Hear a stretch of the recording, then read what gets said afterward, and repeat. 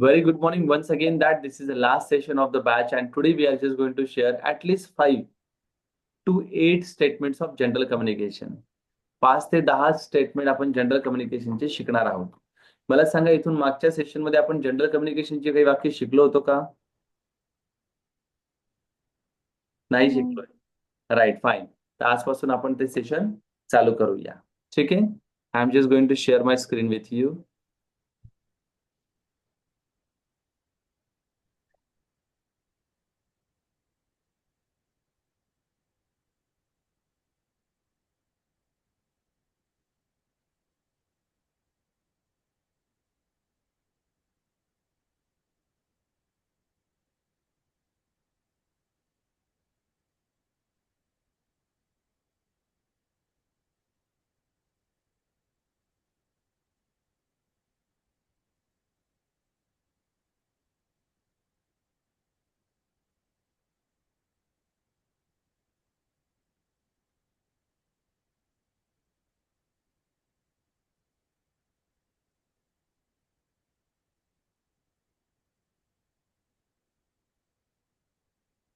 Right, okay. तुमचं बँकेमध्ये account आहे का मॅडम?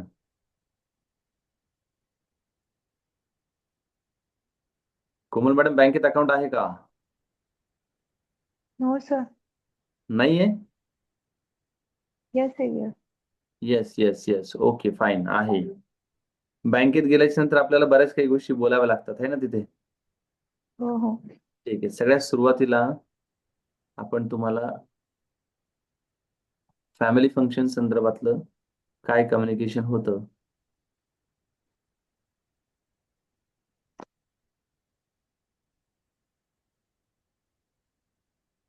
ओके, विद्यार्थ्यांसाठीच घेऊया. चला, फाईन, काय हरकत नाही. ही छोटी छोटी ई बुक्स आपण तयार करतोय मॅडम, जेणेकरून तुम्हाला खूप मोठ्या प्रमाणात याचा वापर होणार आहे. येणाऱ्या कालखंडात तुम्हाला खूप सगळी जनरल कम्युनिकेशनची वाक्य आमच्यासोबत शिकायला मिळणार आहे. बघा मॅम, तुमच्यासोबत स्क्रीन शेअर होती का? Yes sir. राईट, बघा.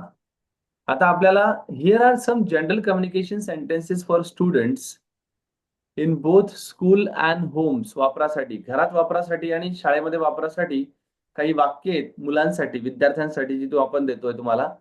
तर सगळ्यात पहिलं आहे क्लासरूम कम्युनिकेशन. ठीक आहे.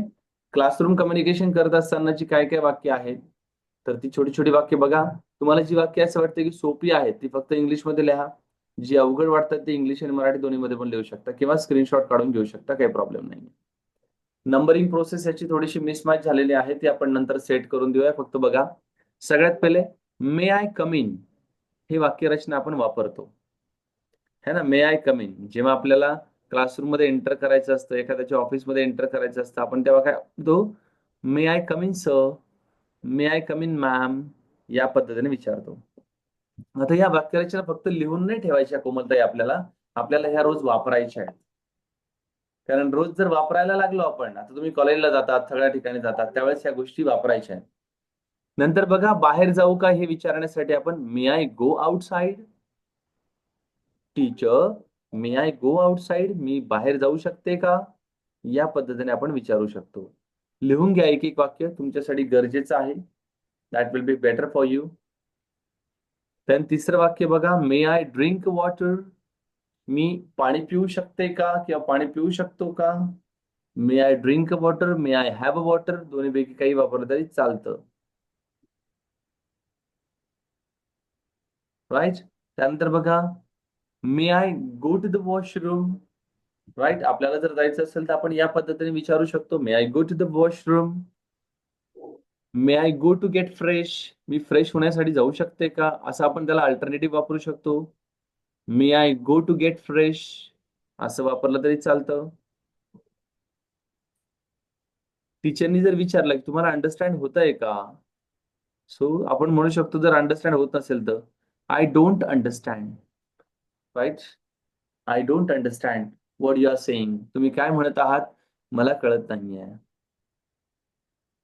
Please explain again. पुन्हा एकदा मला रिवाइज करून द्या. Please explain again.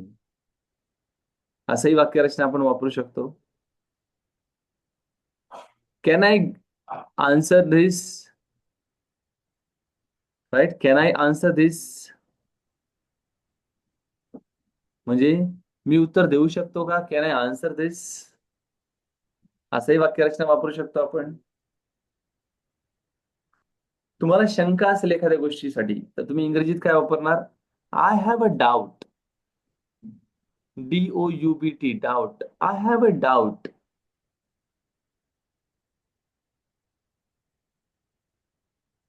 Right? I have a doubt. वाक्यरचना लक्षात आला इथपर्यंत? Yes, sir. Okay, just minute, sharing stop झालंय. अजून एक दोन वाक्य बघू म्हणजे 10 होऊन जाते. किती वाक्य झाले मॅडम?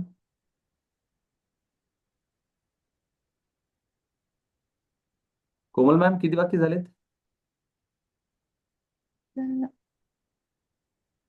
तुम्ही सिरियल नंबर नाही टाकला का? No, sir. चलो ठीक आहे, बघा 1 2 3 4 5 6 7. ओके, आणि 8 वाक्य झालेत. आपण अजून 2 Seven. वाक्य घेऊया. Please help me. Please help me, कृपया मला मदत करा.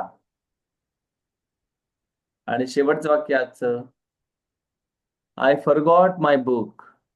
मी माझे पुस्तक विसरले किंवा विसरलो. I forgot my book. या पद्धतीने मॅडम काही वाक्यरचना आपल्याला कामाला येणार आहेत जनरल कम्युनिकेशन साठी. ओके, त्यामुळे अशा प्रकारच्या वाक्यरचनांचा सराव कायमस्वरूपी होत राहणे गरजेचे आहे. रोज रिपिटेशन झालं की त्याचा बेनिफिट आपल्याला 100% मिळणार आहे. ओके, चलो मॅम, आजच्या सेशन मध्ये आपण 3 गोष्टी प्रकर्षाने पाहिल्या. पहिल्या सेशन मध्ये प्रॅक्टिस कम्युनिकेशन घेतलं आणि त्याची सेंटेन्सेस क्रॉस चेक करून घेतले.